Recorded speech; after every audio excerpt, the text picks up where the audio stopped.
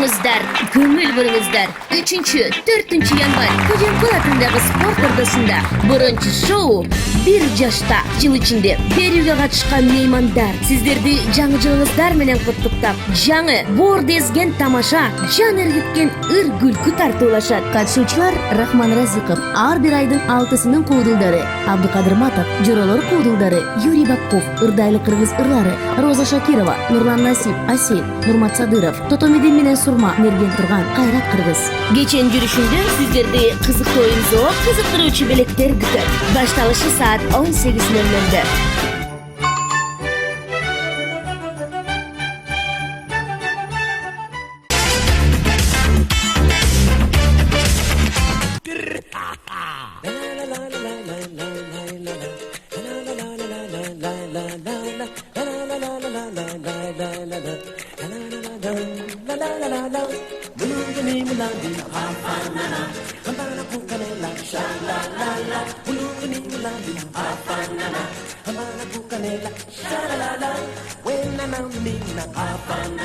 Assalamu alaikum урматтуу эле көрүүчүлөр, бир жумадан кийин элдери бири-бирибизди сагынышып калдык, кайрадан жолугушуп отурабыз. Кудайыма миң мертебе шүгүрчүлүк, элибизге тынччылык, токчулук болсун. Кудай Таала тапканыңызга берекесин берсин. Ар бир көрсөтүүдүн өзүнүн бир демөөртүсү болот.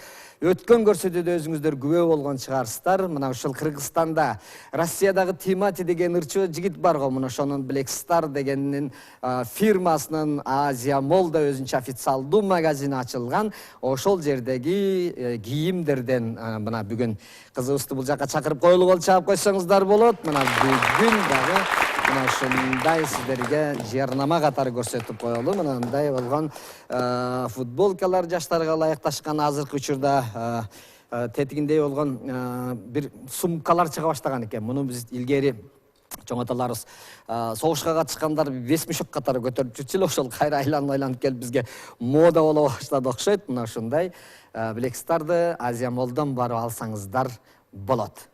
Келиңиздер анда, рахмат сизге. Анда көрсөтүүбүздү баштайлы. Сиздердин уруксатыңыздар менен бүгүнкү келген биздин коногубуз эмес, конокторубуз, бир эмес, эки коногубуз келген. Бул жигиттердин атын атаса багы куту сүйнөт дегендей кыргызда жакшы сөз бар. Жигиттердин эмгегин, ким экенин сиздерге тааныштырып коелу. Чыңгыз Айтматов атындагы мамлекеттик жаштар сыйлыгынын ээлери. Токтоболот Абдымомунов атындагы улуттук драма театрынын актерлору, кино актер, ушул сахнада өздөрүнүн өнөрүнөн тартарлап жүрүшкөн. Аскат Сулайманов жана Камчыбек Сарыбаевдар бүгүн конокто кол чаап коелу, гана кол чабуулар менен чакырып алабыз.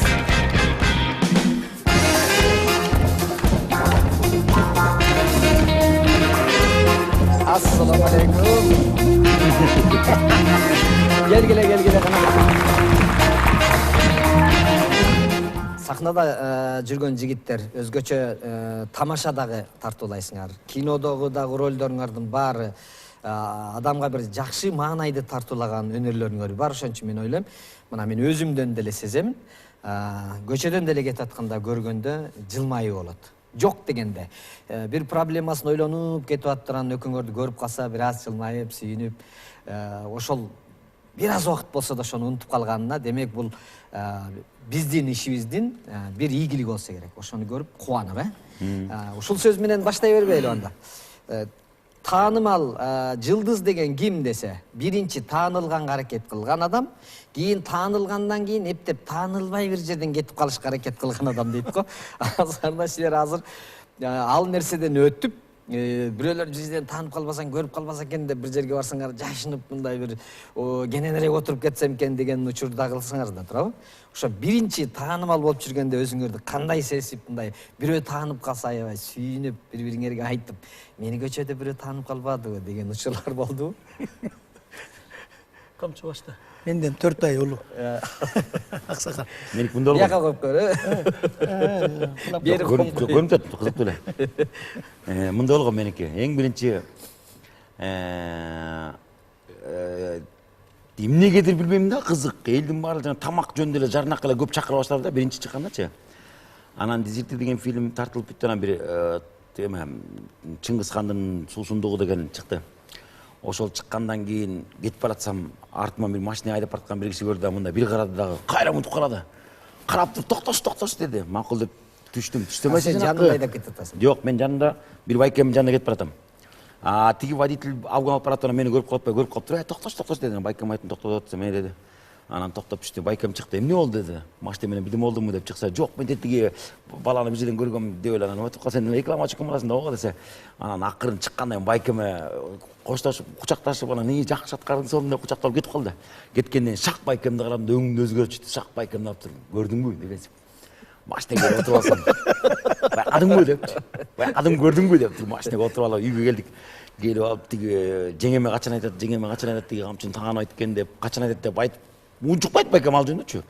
Анан сайын айттыргым келип анан чай ичип отурган малдан айттым ушинтип анан жолдон кетип баратсак эле. Баса, жолдон камчы кетип баратса бирөө көрүп калыптыр деп айтып берет атпайбы. Ошондо ошондой болгом. Ого тур ан сайын тыйраңдап мындай. Силер эле билбейсиңер мен баркым дегенсип мындай карап. Ошентип отуруп чай ичип отуруп.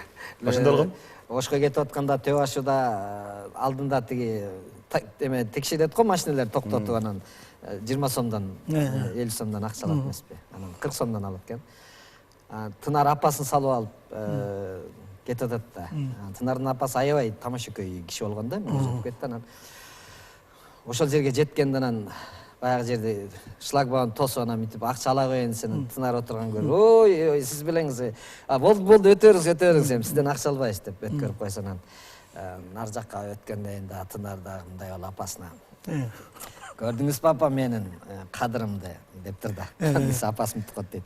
Эми билдим эми кадырың 40 сомдук экен, эми анчалык энди аны айтып атасың. 40 сом болсо дагы, 30 сом болсо дагы, 20 сом болсо дагы ошентип койсо, сүйүнүп жөн эле айтып койсо эле өзүңчө эле кубанып сүйүнүп дегендей. 40 сом эмес, мисалы дааратканага 5 сом албай койсо сүйүнүп каласың ай. Ушул мени сыйлап атат депчи чынын айтканда анан 40 сомго кадимкидей эле. Кээ бир адамдар эми бул мындай нерсе да, түшүнүк ар кимде кандай го, эми чыгармачыл адамдардын арасында да бар. Ошондо ажатканага элдин баары очередте турса атын айтпай эле коюм, бирөө барып алып алды көздөй эле кетип атат экен, таанымал артисттерден анан. Эй жигит, каяка кетип атасың десе. Алдыга кет, кезекке турбайсыңбы сен? Эмне мени тааныбай атасыңбы?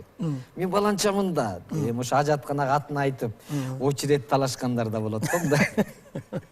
Мени таанып атасыңбы деп баргандан аябай мен өзүм ыңгайсызым да, мен деги эле айтпайм. Анткени себеби ушул канча жыл сахнада жүрсө, биско болуптур. Күмөндөр байкени деле ушунча жыл сахнада жүрсө, күмөндөр байке бар го десең деле, ал ким эле деген адамдар бар да. Анткени адамдардын арасынан чыгармачылыкка кызыкканы бар, кызыкпаганы бар, өмүр көрбөгөнү бар.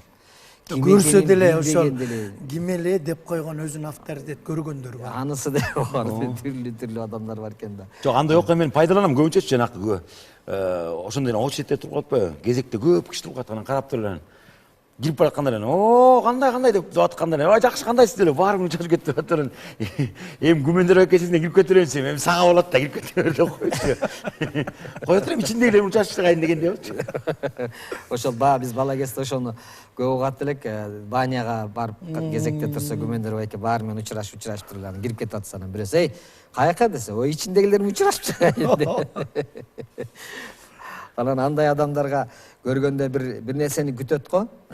Силерге деле жолукканда адамдар отуруп эле анан мынтип эле үмүт менен мынтип карай берген учурлар болобу, мындай айтпайсыңбы, баштабайсыңбы деген. Күлдүрбөйсүң дегендей. Анан күлдүрбөй койсоң настроениясы түшүп, артист болсоң эле көчөдө артист болуп деле жүрө бериш керек деп айтат го. Анан бизде Манас Бердибековдун мүнөзү ушундай болчу. Сахнада да кандай болсо, көчөдө да ошондой болчу. Анан кудулар чогулуп отуруп калган жерде биз жана ошентип элге окшоп эле отурган жерде Манасты мынтип карап калат элек да. Азыр баштайт дегендей элечи, ал баштап калат эле.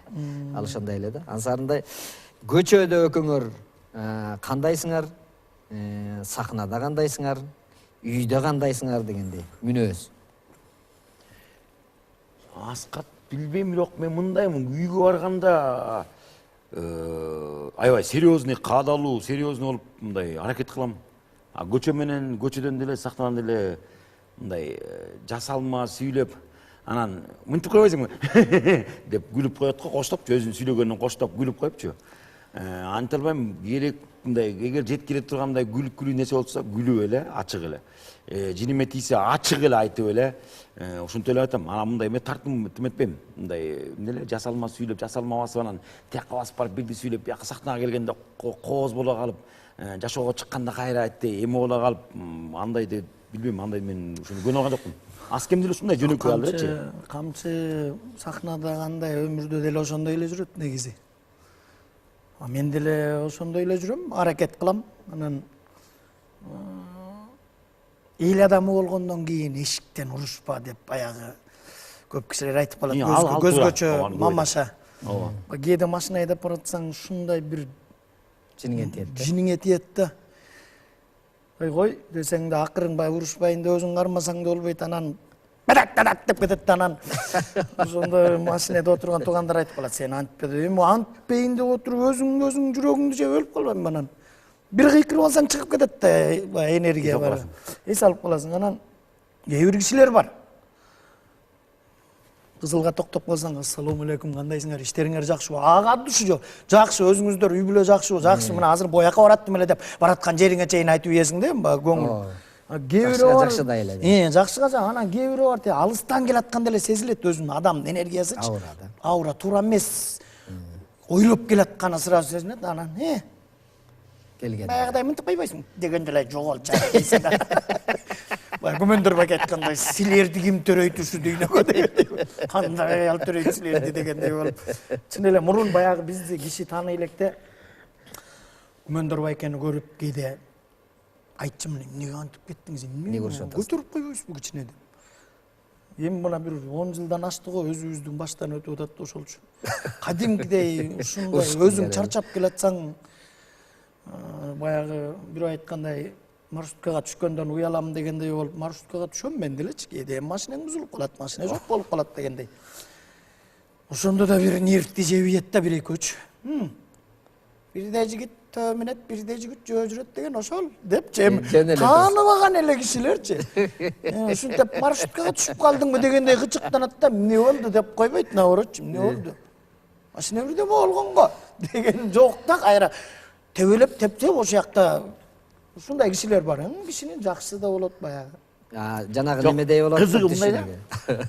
Кызыгы мындай, ар бир мындай эле жана айтмакчы түркүндөр тийишет го чиркинчи. Анан кээ бирөө мас болуп алып, анан жаныма кызык келип кээ бирөө ушун эле кетип калайын деп кээ бирөө тийиштеп отуруп туруп.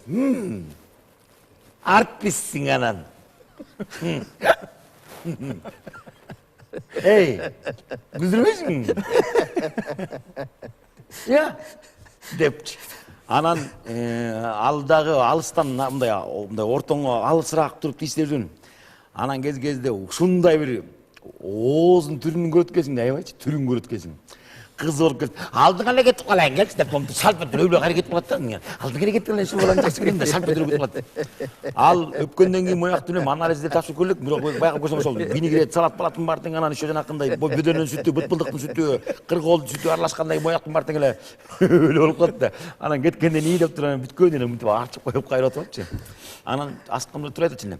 Тийишкен кишинин өзүнүн кандай суроо берсе, ошону жооп бересиң да. А кээ бирөө акшийип келип туруп, урушуп келип сурайт, ага урушуп жооп бересиң. А өлө күлүп суроо берсе, күлүп жооп бересиң. Анан кезде аябай чыдабайт экенчи. Эчеличен уруйын десең, анан макулушууга тең келбейинчи, ичиңен анан 1 2 3 4 5 6 7 8 9 10 деп санап отуруп, акырын шашпай, анан күлгөн боюнча анан деп алып акырын анан кээ бирөөнүн качасың да, кой деп атып чынында. Той бир жерден той алып барып атсак, жанымда Өмүрбек деген кичинекей, мен телехранитель деп койчу эмесмин, көзү мындай эме эмеспи, бүтүгүрөөк. Анан экөөбүз катар туруп калдык. Анан той бүткөндөн элдин баары учурашып, рахмат, той жакшы болду, рахмат деп ошентип кетишип атат. Анан экөөбүз сен да молодец экенсиң деп, Өмүрбек эми жаш бала да деп атат улам. Анан бир эже келди, кызуу экен да. Мынтип басып келди да, мени мынтип бир карады да, Өмүрбекти карады да, унчукпай эле деди да. Деп эле кетип калды. Кетип калса бак өңү бозолоо болуп, мен азыр барып урушам аркасынан. Мен жөнгөй, эмне кыласың ал? Көпчүлүк эл ошондой болот. Десем болбойт, бир топко чейин кызаңдап, ошентип жүрдү. Анан ал жаш бала болчу да азыр көнүп калды. Сен сахнага чыкканда, тойго чыкканда, алып барып атканда сразу сен өзүңдө неудобно, ыңгайсыз болбос үчүн көзүңдөн башта. Боюңдан баштап сүйлөп ала бер, өзүңө да жеңил болот. Эл дагы сени мындай неме кылат, кийин ага деле көп маани бербей калат, сүйлөсө деле сен маани бербей каласың деп көндүрүп койдум. Мен азыр ошентип барып, мына менин көзүм мындай болгондо, мен өзү көзүм жумуп туруп, көзүмдүн үстүнөн кайра чоң көз тартып коюш керек деп эле ошентип эле баягы сүйлөп, өзү көнүп калды. Жанагы маршрут десе, бир жерден ошентип баягы машина бузулуп маршрутка түшүп кетип атсам, Ош базарынын тушуна келгенде маршрут токтоп калып, бир эже түштү дагы. Эшик ачылды, гык деп ачылат го капталга. Ачылды дагы, анан кийин бир топко чейин токтоп калды. Мен аркасында тургам. Анан эле бирдекелер салып атат. Көрсө жана коробкаларды бүктөп туруп, анан байлап салып алат турбайбы? Анан ошо базарда иштеген эже окшойт го. Анан баягы тыйыны жок же таксиге салганга же жагдай ар кимге аргандай да. Анан аябай салып, элдер батпай атса бутунун түбүнө чейин түртүп, мына грузовойго салып аткан соң ал эже дагы аябай салып, анан кийин түртүп атып, жаап анан кийин жүрдү маршрут. Жүргөндөн кийин гужу болуп эле элдер сүйлөшө баштады.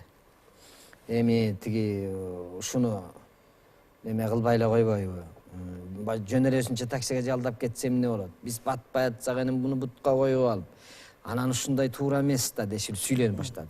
Ага чейин мен биринчи түшүп турган аркасынан өтүп кеткенде, борончу дешип шыбырашып калышкан да, көрүп калышкан. Сүйлөндү бүткөндөн кийинки 2 остановкадан кийин мен түшмөкмүн. Анан аябай кечке сүйлөнүп баштаганда мен мынтип койдум аркаданчы. Эми ал оокат кылайын деп атат эжем, анын бала бакырасын силер багып берип аттыңар беле десем эле, баары мени бирсиден карап калышты да, кайра ошо борончу турбай тигинден деп сүйлөшүп калышты. 2 остановкадан жашмөкмүн, жерге түштүм да анан жабам го мындай. Жабарда баары мени бүт карап калышты да. Жабарды элди карап, жаап таштап. Десем күлгөн бойдон эле кетип калышты ары кездечи. Анан баардык нерсени мындай тамаша жагына бурганга аракет кыла берсең, өзүңө да жеңил, антесе көпчүлүк менен кыйын болуп калат экен да, андай неме. Көңүл буруңуздар. 3-4 январь Кожомкул атындагы спорт ордосунда Брончи шоу 1 жашта жыл ичинде берүүгө катышкан меймандар сиздерди жаңы жылыңыздар менен куттуктап, жаңы боор дезген тамаша, жан эргиткен ыр күлкү тартуулашат. Катышуучулар Рахман Разыков, ар бир айдын 6-сынын куудулдары, Абдыкадыр Матов, Жоролор куудулдары, Юрий Бакков, ырдайлы кыргыз ырлары, Роза Шакирова, Нурлан Насип, Асет, Нурмат Садыров, Тотомидин менен Сурма мерген турган Кайрат кыргыз. Кеченин жүрүшүндө сиздерди кызыктуу оюн зоо, кызыктыруучу белектер күтөт. Башталышы саат 18:00.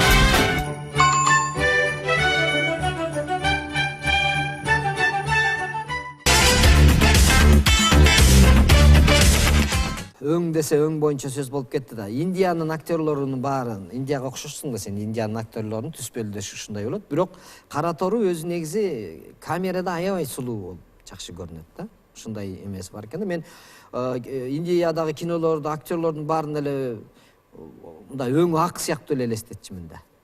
Көрсө камерадан башкача болуп көрүнүп калат турбайбы? Киного, рекламага тандаганда өзүң айтып атпайсың, сен тамак реклама калса мени тандай берчи депчи. Өзүң томпоюп турганыңдыңбы же кандай? Не себептен, кандай неме менен, критерийлер менен тандайт киного тандаганда? Эми мен билем го, бирок элдерге тамак айтышыңыздар керек. ошол жерде тамак жакшы көрөсүң же, угуп калганбы бирөөлөрдөн? Реклама мындай болсо, кийин сууну да өзүң бияка бербей жаныңа коюп алгандан кийин деле. Тамак негизи мен могу кимден Табаковдунчу, ошонун жанакы бир жүгөрүнү, ошону бирөөнү алып туруп, аны дагы вилка менен ушундай жанакы биз жанакы чучук сайгандай элечи, ошону атынакай сайды дагы акырын аккуратно ону салып туруп, бирок ошону дагы чайнаганда кадимкидей могу эки уурту менен ошонун даамын сезип, анан ошону жеп атканда дагы көзүнөн көрүнүп турат да, ошол жүгөрү каяктан өсүп, кандай сугарылып, кожоюну кандай чогултуп, анан эметкенине чейин көзүнөн көрүнүп турат да, чайнаганынчы. Ушундай даамдуу кылып чайнайт. Анан ошону көрүп алып мен деле турчумун турупчу. атаң көрі тамақ жасаған эле жөнүнө тамактын берекесин кетирбей кээ бирөө шашып келе калып уруп алып чайнап жатыр эле же тамактын дамын билбейт же жегенин билинбейт анан шашып кетип калат го анан жумушта кылып аткан киши дагы ошол же майын чыгарып жасабайт же аягына чейин кылбайт же башын баштап койбойт анан ошондой нерсени көргөндө өзүм түпөйүр боло берем могу киши өмүр бою ушинтип эле ачка ток болуп эле жүрө береби же кызмат кылса дагы ушундай ачка ток кылып эле жумушун дагы ара чологу таштап коюп ушинтип эле оокат кылып жүрө бер депчи анан ар бир нерсени жасап атканда мен ошол кылып аткан нерсени фиксируй давай ошонун баарын тең көрсөт кандай чайнап атканын даамдаганын ошонун баарын тең көрсөтүп бер деле макул ошону үйрөнүп атып эле бир сире кетип отурдум дагы андан карасам чын эле баягы негизи ток киши толук киши ток болуп көрүнөт анан берекелүү болуп көрүнөт го анан ошондор анан бир кетти анан экинчисинде могу күмөндөр байкенин үйүнө конок болуп калдык бул жолучу анан баласы жана приправаны жеп эткенде такыр төрөлгөндөн баштап жеп эткенди жаман көрүп экен анан бир кезде манты алып келип калды мантынын үстүнө приправаны салып ичине оюп коюп алып туруп анан шашпай чайнап атсам тиги колумду карайт да момундай жегенден баштап кайра оозума чейин карайт да кайра колумдан карайт да кайра оозума чейин карайт анан отуруп бир кезде чыдабай кетти ал да мантаны коюп приправа салып атса эй сен приправа жебейсиңби жок камчыбай экен жегеним келип мен да жегим келип кетти деп коюп атат анан ар бир нерсени момундай майын чыгарып анан жеген жакшы болуп же майын чыгарып жасап анан бүткөндөн кийин өзүң мындай ырахат алып каласың го анан соң ошону көргөндөн кийин көп эле эметип калды ушул тамакка эле рекламалап көп эле анан азыр эмете берем күлө берем арасынан көрсө эле техника жагынан болсо эле сөзсүз тамак аркылуу камчы менен давай ошентип атабыз деле ошентип эле кетип калды жок туура азыр деле сен айтып атсаң Аскат экөөбүз мындай манты жегибиз келип кетти сен жеп атып мындай деп мындай шилекейиңди кошо жутуп мен жанагы концерт уюштуруп жүргөн менин концертимди уюштуруп жүргөн Жарашбек деген досум бар көлгө концерт коюп барып калып көлдүн жээгинде эс алып жатса койлор өтүп бараттыр да ал этти аябай жакшы көрөт анан өтүп баратса эми мындай да адам баласы эт казанда бышып атса анан андан жыты келет анан көзүң менен көрүп турасың анан тамшансаң болот да туурабы этти көрүпчү а экөөбүз көлдүн жээгинде жатса койлор өтүп баратса тиги мени карап мынтет боке муну арткы косуп аябай семиз экен деп Уже элестетип да ал канчалык семиз ал казанда бышып атканынан жок анын көзүнө кой кетип бараткан жок басып бараткан гриль көрүндү да козу гриль кетип баратканы көрүндү да калкты кетип баратканчы табакка туура айтасың өзү сенин ушул сөзүңө мен кошулам себеби ар бир тамак жасаган адам дагы тамак жеп аткан адамдын ошондой рахаттанып жеп атканын көргөндө ал дагы ыраазы болуп даамдуу жасаган экенмин деп тамак жасаганда дагы жасаган адам мактап турсаң тамак жасаган адамды ал дагы ошондон ыраазы болуп дагы жакшы тамак жасаганга дагы мындай бир эме да мындай бир стимул берет да адамга аябай анан сонун тамак жасасаң деле жеп анан болуптур деп эле өзүң проблемаңды айтып отура берсең бул дагы маданият бул дагы маданият абдан жакшы мындай бир образ бердиң да жана биз Аскат сенден мурдараак азыр келгенде экөөбүз сүйлөшүп отуруп анан көрсөтүүдөн эмнени сүйлөшөбүз деп сүйлөшүп калдык да ан дегенде мен аябай жазып алып даярдап ушул экөөнү азыр ушул суроолорду берип айынчы ушулар жооп бере алабы экен же ушуну бир ыңгайсыз кылып бир аябай суроолорду берип бир элдин алдында бир эминтейинчи деген неме мүнөз жок да биз эми баягы жөнөкөйлүк өзүбүздүн баягы тажрыйбабыз менен аралашып жүрүп көнгөнбүз да ушинтип сүйлөшүп атып эле жакшы нерселерди сүйлөшө беребиз биринен бирине эме болуп эстеп наркөстөй чыгып кете берет азыр сен айтып атканда мындай бир нерсе оюма келди дагычы тартылып атканда ар бир адам ошол нерсенин тиги буудайдын жүгөрүнүн өскөнүнөн баштап деп атпайсыңбы жеп аткандан көзү менен көрсөтүп койду деп мына силердин азыр экөөңөрдүн профессионалдык ишиңер жөнүндө сүйлөшсөк болот маселен мени менен теңчүш болуп мени менен чыгармачылык сахнада жүргөндөр таарынышпасын силер профессионал артисттер биз халтурщиктер деп коет биздичи өзү негизи анткени биз халтурт этебиз көп нерсени анткени бизди атайын даярдап алып режиссер ар бир баскан турганыбызды карап могу жерден кыймылдашың керек болчу могу жерде сенин өңүң мындай болуп окшошпай калды деп даярдабайт да бизге ошол жалпы эле немени берип койсо ошону өзүбүздүн мүнөзүбүз менен аткара беребиз бизде ошол профессионалдык эместигин ушундан билсең болот чалды аткарат десе эле калпак менен чепкенди кийип алсак эле чал болот деп эле ойной беребиз да Мен калпак менен чепкен дегил ойнай берсем мен чал болгон жокмун да, борончу эле калпак чепкен кийип алган болуп атпайбы. Анын үчүн сакал болуш керек, чалдын кебетеси болуш керек, гримделиш керек деген сыяктуучу. Ушул внутренний переживание. Аткарып аткан образдарыңарга кандай кылып даярданасыңар? Спектакльдики өзүнчө атайын режиссер отурат да. Биздин могу Дем жөнүндө айтып кетелик. Дем театр студиясынын ичинде. Мисалы үчүн бир бала чогулуп, ошол 12 баланын баары чогулабыз дагы анан бирөө келип туруп бир идеяны айтып келет да, момундай идея болуп пайдалуу болот. Ушуну ушинтип көрбөйлү дейт. Анан макул жүз жасап көрөлү дейт. Анан бирок сен көрсөтпөсөң биринчи дейбиз да. Анан ал оюн келет да, анан барып инициаторчу келет дагы сахнага чыгып анан өзүнчө бир ушундай идея болду анан көрсөтүп берет. Көрсөтүп бератканда 10 баланын 10 көзү ачылып да. Анан аскен бирөөсүнө айтат. Мояка моуну кошуп көрсөң, мояга мынтип көрсөң деп туруп аны кошуп көрөт да. Загынан жок, сеники жаш болот, момундай жасап көрсөң мындай дегенден анан деп отуруп анан экинчисине жок, ага муну кошуп көр деп анан ошо 10 бала чогулуп отуруп анан бири мени кошот да. Анан бүткөндөн кийин анан башталышы, ортосу, анан бүтүшү ошону бүт бар тең анан камтып келип туруп анан номер жасайсың да. Чогулуп отуруп келип туруп, мояка сен чыксаң сага могу жарашат, могу сен жасап көрчү сен анан отуруп жага боякта мен момунтип көрбөймүн деп чыгып кетсе ошонун баары тең чогулуп отуручу. Бир бутактын ичинен эле бир убактан бутактар пайда боло баштайт, андан жалбырактар кете баштайт, жалбырактан гүлдөр чыга баштайт, андай бир кезде мөмөсү чыга баштайт, анан аягында бир бак пайда болот. Бир бак пайда болгондон анан бир жолу ушунун баары тең чогултуп туруп көрсөтүп иштеп көрөлү өзүчө деп. Анан чогуу иштеп көрөсүң. Анан чыккандан кийин ошо менен анан номер пайда болот да. Спектакльде болсо общий композициянын сценарийдин чыкпай, ошол автор ошол чыгармасы аркылуу элге эмнени көрсөтөйүн деп аткан нерсени режиссер огуп өтөр, актерлордон кыймыл аркылуу, мимика, пластика, дикция, анан характер, ошонун баары тең кошуп туруп анан компоновать этип туруп татынакай кылып туруп бир шоколад таштап койсо акырын мына депчи. Ошондой. Рахмат. Азыр эми Аскат менен сүйлөшөлүчү. Аскат, мисалы кинодо сен президент жана бомж киносунда ойнодуң, Ошондогу жакында бир Россиядан бир таанышым келди дагы, мынтип айтты да. Аскат менин жашоомду эле ойноптур депчи. Мен кандай ошентип көтөрүлгөм, кайра кантип түшүп кеткем, кийин досторум кантип менден качып кеткенин, салам бербей калганын, кайра мени шылдыңдаганын, кайра азы бутума турса баягырээк бир аксакал киши, ой сен ушундай молодец болмоксуң деп кайта келишет го. Ошо сыяктуу болуп пайда болуп, ушул нерселердин баарын менин жашоомду ойноптур депчи. Ошол сценарий кимдики сценарий? Өмүрзак Төлөбеков деген байкеники. Ошондо ролду ойноп атпайсың мисалы да. Ошол ролду ойноп атканда аябай бай болгондо бай болуп, кедей болгондо кедей болгон образдарды кандай кылып жаратасың мына өзүң? Сенин көз карашыңда. Баягы артисттин бир көргөнү хан көрбөйт, бир көргөнү кул көрбөйт деген бар го.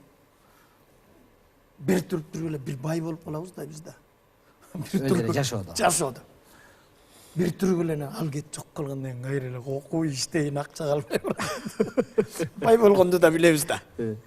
Анан кедей болгондо да билебиз. Анан биринчи сценарийде, если ошол кинонун сценарийинде президент болмушту. Өмүрзак байке так чөткө жазган. Могу жеринде момундай болуп, могунун аркасынан барып бай болгонсуң депчи. Могу жерде түшүп кеткениң казактар сеники да айтып, баланча $1000 карызга ишөө алдырып, ошонун аркасынан түшүп нөлгө түшүп, сиз айткандай дос, тууганын кошо таштап кетет. Ал Өмүрзак байкен өзүнүн башынан өткөн окуя. Сиз айткандай досум Москвадан келип айтып калды дедиңиз. Андайлар тойдон, мен мисалы тамада болуп атканда аябай көп жолгон. Атайын кыргыздын көбүнүн эле 50-60% ошондой. Антракт берсең, ошондой деп ойлоп коем, чын элечи, көп ошондой болобу депчи. Антракт берсең, бир жолу мына эми ошо алыска кетпей эле ушул Южный магистральда бир кафеде той алып барып атсам, бир байке келип, өзү бою узун, чачы ак, мындай интеллигентный кебетеси. Чоң жерде мындай акчалуу киши экени көрүнүп турат. Аскат, сен бошодуңбу, канча мүнөт бошсуң деди. Аны 20 мүнөттөй бошмун да, антракт бердим десем. Жүрчү эшикке чыгып сүйлөшсөк болобу деди. Жүрүңүз деп. Эшикке чыгып сүйлөшүп турсак, Жанагы сен кинодо ойнодуң ошол точно прям менин тагдырым ийне жибине чейин деди. Көрсө Албайке да бизнеси ошол Казакстандан бензин таш башталыптыр. Кийин аябай көтөрүлүп ошол бүт бир киргизсе КамАЗ, СамАЗ эчтегеси жок. Аябай жаргонный тил менен киде айтыптыр. Кыргызча кыргытып кетиптир. Ошол байке мына азыр тетиги машина меники деди, апа-апа 570 Lexus туруптур. Кайра Кудайга шүгүр деди. Эптеп Иштин жолун билет да. Иштин жолун билет. Ошол убакта менин туугандарым дагы, досторум дагы, эй, $100 чогултуп берип тургулачы десем ошондо бербей коюшкан. Ошо мени менен күндө шарактап кафеде чолго жүргөн досторум деп ыйлады да байке. Эми ыйлаганда өңгүрөп эмес, көзүнөн жаш агып, баягы эстеди окшойт. Эстеди да. Азыр Кудайга шүгүр деп. Ошол сен президент жана болмуш деген киноңду калп айтпайын, мына мен ошо калп айткан жокмун, жумасына бир 3 жолу көрөм дейт, жумуштан келем. Үйгө келген кичине дагы мону көр, эй. Сен да барсың биякта деп баягы мени таштап кеткен досторум кайра дос азыр мени менен дейт.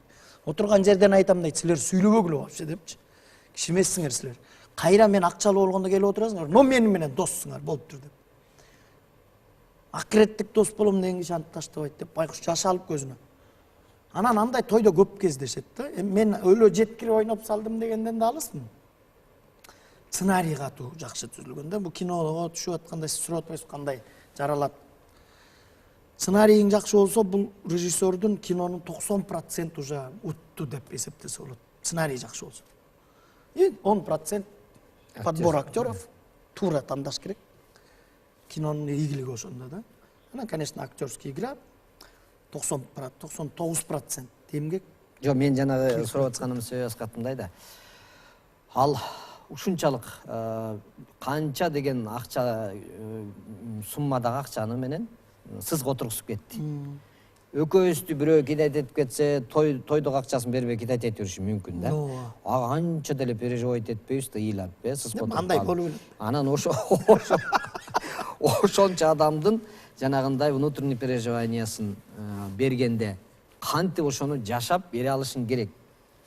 Ушун жерде отурат. Бирөө айткандай болуп атасыз, жана ыйлаган жериңен кантип ыйладың, көзүңө пияздын немесин же глиттерин коюп иштүү деп. Ой, бизди 5 жыл окутту да ошогочу. Внутренний күлүп атып, каткырып атып ыйлап ийиш керек депчи. Ошого Переключация этпечи. переключация керек да. Анан мен айтам, могу жерде краник бар, акырын агыза коесуң, агып кетет. Жамбыл Камчиев агабыз. Айыл өкмөтүн тартып жүрөбүз. Ал жанагы эски Советтер Союзу убагындагы социализм деген кишини ойнойт го. Ошол байке постоянно айтчу, Күмөндөр байке көзгөчү. Кызыксыңар силер, 5 жыл актерский деп эмнени окуйсуңар? Убакыт бекер кетирип. Мына мен бир да жыл окуган эмесмин. Силер ойногон рөлдү мен деле ойноп атам.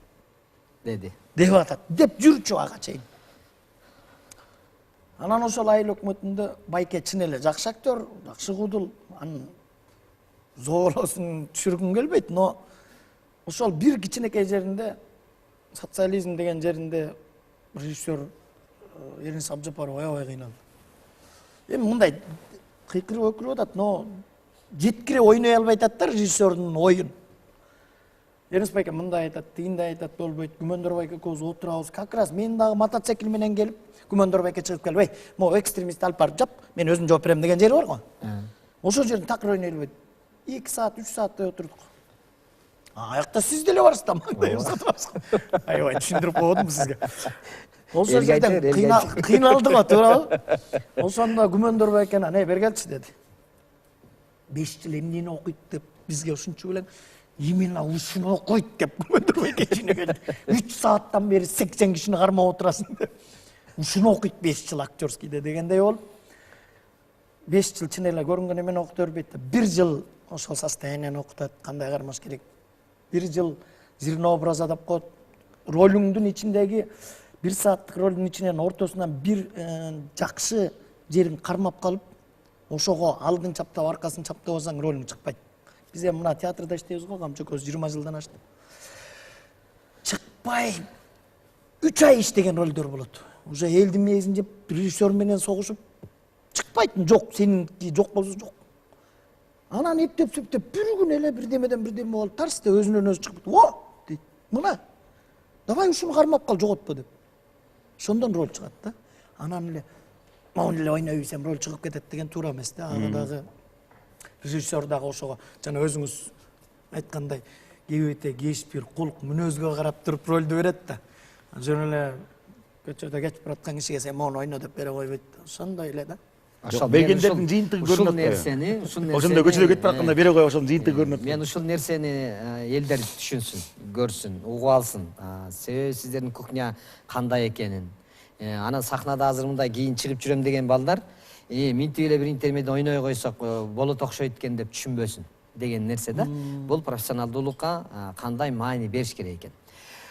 Кечирип коесуздар, эми азыр бир нече секундтук жарнама, андан кийин көрсөтүүбүздү улантабыз.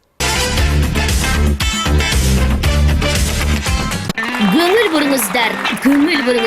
3-4 январь Кожомкул атындагы спорт ордосунда биринчи шоу «Бир жашта». Жыл ичинде берүүгө катышкан меймандар сиздерди жаңы жылыңыздар менен куттуктап, жаңы боор дезген тамаша, жан эргиткен ыр күлкү тартуулашат. Катышуучулар Рахман Разиков, ар бир айдын 6-сынын куудулдары, Абдыкадыр Матов, Жоролор куудулдары, Юрий Бабков, ырдайлы кыргыз ырлары, Роза Шакирова, Нурлан Насип, Асель, Нурмат Садыров, Тотомидин менен Сурма мерген турган Кайрат кыргыз. Кеченин жүрүшүндө сиздерди кызыктуу оюн зоо, кызыктыруучу белектер күтөт. Башталышы саат 18:00.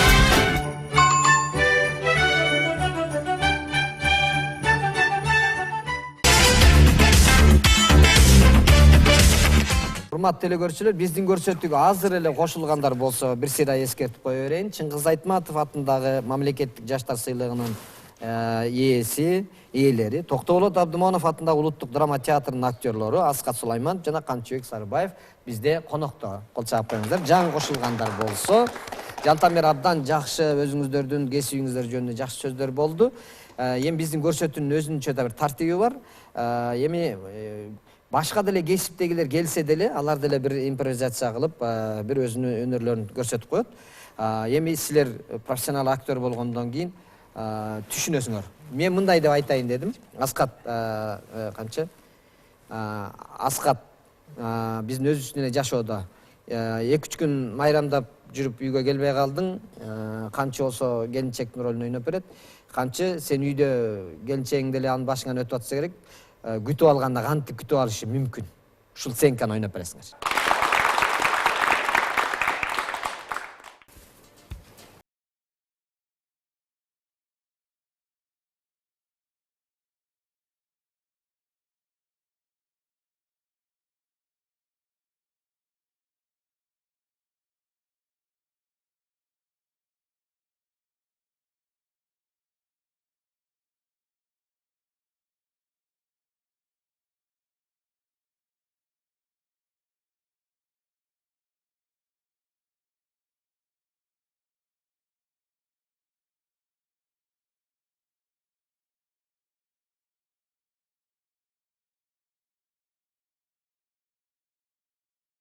Көптөн бери жолукпаган бир классташым жолугуп калып.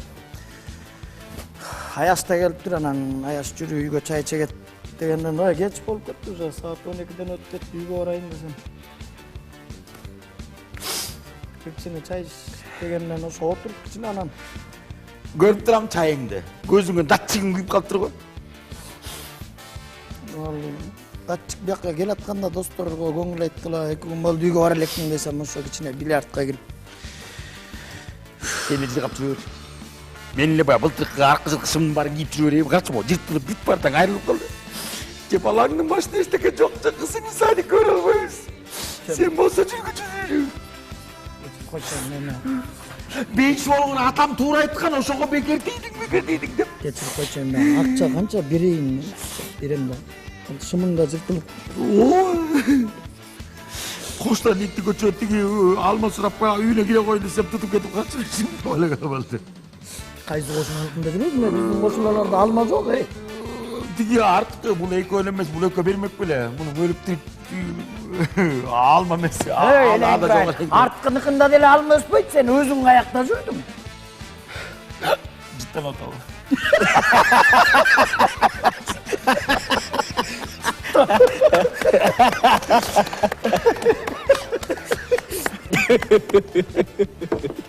Деп өзің қармап алыпты қайра.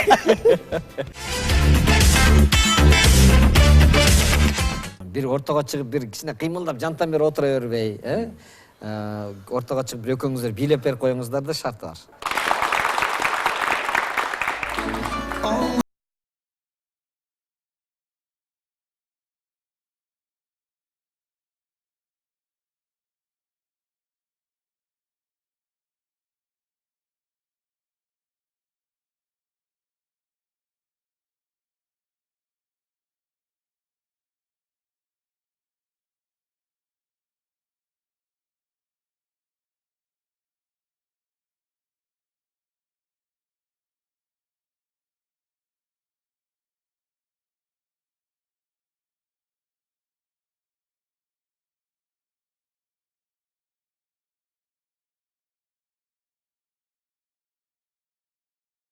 Бүгүн өзүңүздөр күбө болдуңуздар. Биздин таланттуу жигиттерибиз бизде конокто болду. Ишиңиздерге ийгилик болсун.